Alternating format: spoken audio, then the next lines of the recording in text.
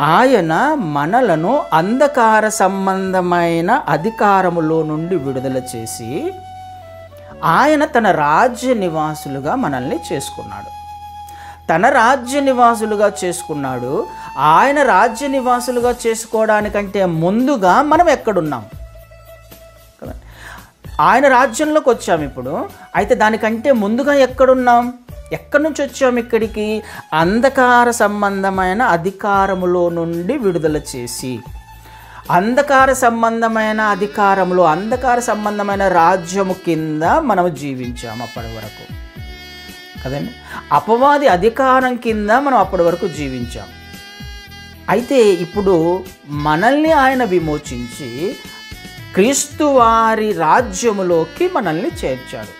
ఇప్పుడు మన అధికారము మారిపోయింది. మన అధికారి మారిపోయాడు. మన రాజు మారిపోయాడు కదండి. అంధకార సంబంధమైన అధికారములో ఉన్నప్పుడు వాడి ఇష్ట ప్రకారము చేసే ప్రయత్నం చేశాము. వాడి అధికారం కింద ఉన్నాము. వాడు మన మీద అధికారం చెలాయించాడు. ఇష్ట ప్రకారము మనల్ని ఆడుకున్నాడు. ఈ లోకంలోకి తీసుకుని వెళ్ళాడు. అనేక పరిస్థితులలో మనల్ని ఊబిలోకి తీసుకుని వెళ్ళి నరకం వైపుగా, మన ఆత్మీయ జీవితం నరకం వైపుగా మనల్ని తీసుకుని వెళ్ళే ప్రయత్నం చేశాడు. అయితే దేవుని కనికరం చొప్పున ఇప్పుడు తండ్రి అయిన దేవుడు తన కుమారుని రాజ్యములోకి మనల్ని చేర్చాడు.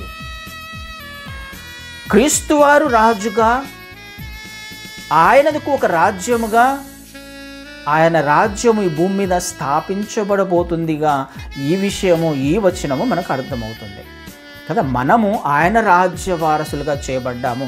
ఆయన మనకు రాజుగా ఉన్నాడు. ఇప్పుడు నేనేం చేయాలి? మనం ఏం చేయాలి? ఆయన రాజ్యానికి లేకపోతే ఆయన అధికారానికి ఒప్పుకుంటున్నాను. రాజ్యము నీదయ్యా కదా, నేను యాక్సెప్ట్ చేస్తున్నాను. రాజ్యము నీది అంటే అర్థం ఏంటి? నేను నీ అధికారాన్ని ఒప్పుకుంటున్నాను. నీ అధికారం కింద జీవించడానికి ఇష్టపడుతున్నాను. నీ మార్గాలను అనుసరించడానికి ఇష్టపడుతున్నాను. నువ్వు ఏదైతే నేర్పించావో, నువ్వు ఎలాగైతే నడవమంటున్నావో, నీ రాజ్యం యొక్క ఇన్స్ట్రక్షన్స్ లేకపోతే కాన్స్టిట్యూషన్ ఏదైతే ఉందో ఆ రాజ్యం కింద నేను పని చేయడానికి, నేను జీవించడానికి అంగీకరిస్తున్నాను అని అర్థం.